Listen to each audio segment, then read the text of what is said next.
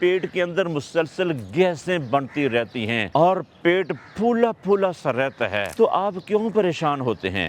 آپ کو جب ہم بتاتے ہیں، ڈائٹ پلان ایک سیٹ کر کے دیتے ہیں، تو آپ وہ استعمال کریں تاکہ آپ کے نظام ہضم کی اصلاح ہو اور گیس کی پیدائش ختم ہو۔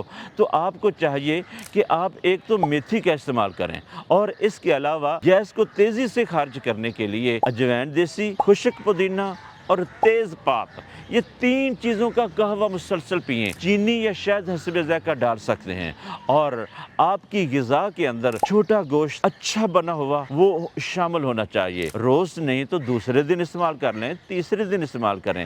اس کے علاوہ دیسی مرغی کا انڈا کسی بھی صورت میں آپ استعمال کر سکتے ہیں، لیکن بہتر صورت یہ ہے کہ ادرک کوٹ کر دیسی گھی کے اندر فرائی کر لیں، اس کے اندر نمک، ہلدی، سبز مرچ ڈال لیں، دیسی انڈا ڈال لیں، یہ تیار کریں، اس کے ساتھ کھانا کھائیں، روٹی کھائیں، اور بعد میں یہ قہوہ پی لیں، تو انشاءاللہ العزیز آپ کو فائدہ ہوگا۔